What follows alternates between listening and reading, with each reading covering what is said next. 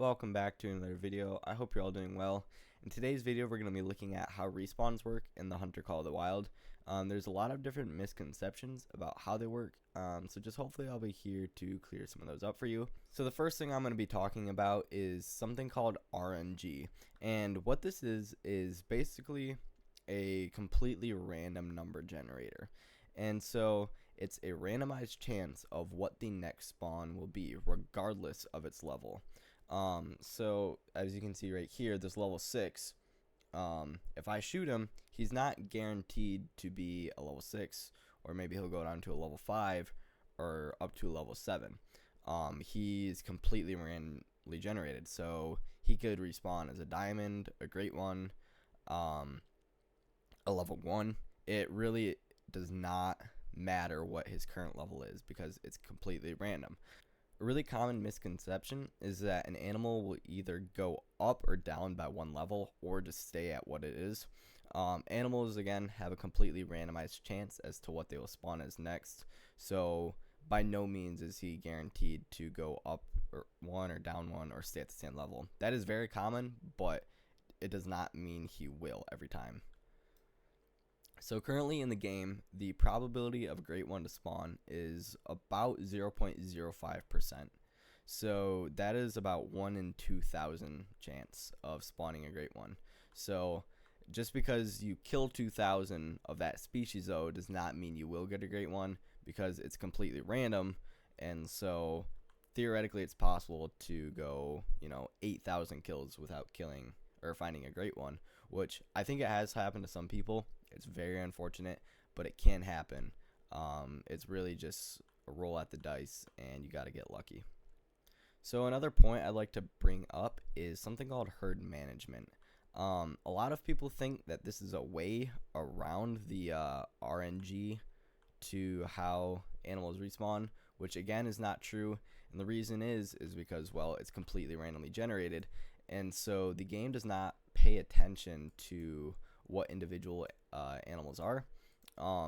Some people believe that herd management does work, others don't. Personally, I don't, again, just because of RNG. I don't think the game works that way, where it actually looks at each individual animal. So basically, to explain what herd management is real quick, is that you have your main shooting zones for either a great one or, if they're doing diamond or rare guides.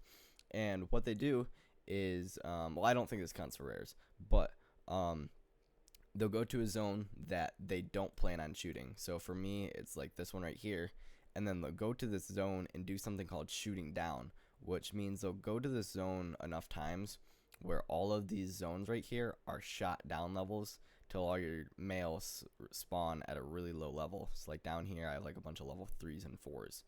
And so what people believe that to do in the game is, if you have a bunch of level 3s, and a couple 4s over here, and you have a bunch of low levels here, then if you go to your main zone, say they're up here, then they say, you'll get a lot higher respawns. I don't think that's true, because again, the game only looks at RNG, and I don't think it looks at the individual animal. Okay, so moving on to diamonds and how they work.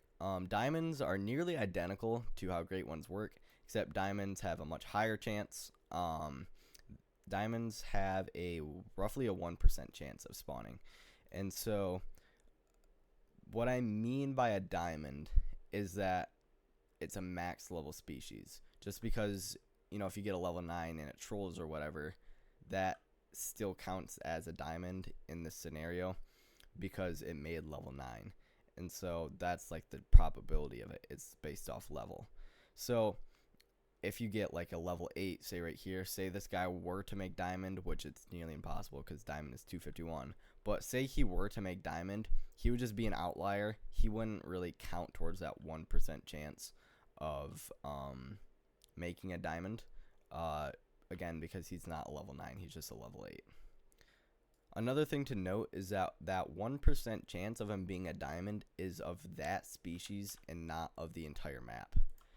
And what I mean by that is that, say you have a map with 100 different species on it, and of each species, there's only one of that kind. So you have 100 different species and 100 different animals on one map, if that makes sense. So your chance of getting a diamond on that map, when you spawn on the map, is still very low across having 100 animals, because there's only one animal of each species, and it's still a 1 in 100 for each species. But if you had a map that had only one kind of species, say red deer, and then there's 100, oh, he's floating away. Say there was 100 red deer on one map, then you would nearly be guaranteed a diamond, because it's 1 in 100 for that species.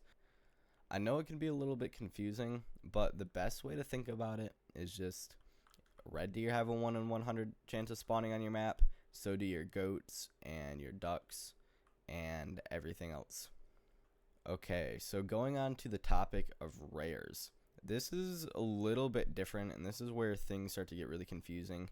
And the reason is because, first of all, there's so many different fur types, but also some different animals have rare fur types that are common on that species but incredibly rare on another.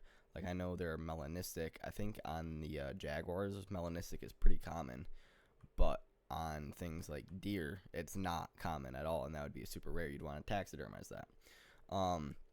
So some fur types, again, on some species aren't uncommon, while on others they're super rare. One of these is piebald. You'll find those on ducks pretty commonly. But in general, a piebald will have a 1 in 500 chance of spawning. And then on other rare fur types like albino or melanistic, it's upwards of 1 in 2,000.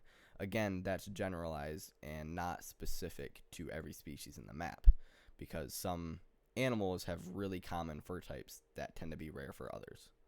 Hope you all found this video helpful and informational. I tried to make it as quick to the point as possible, and that's one of my priorities on this channel.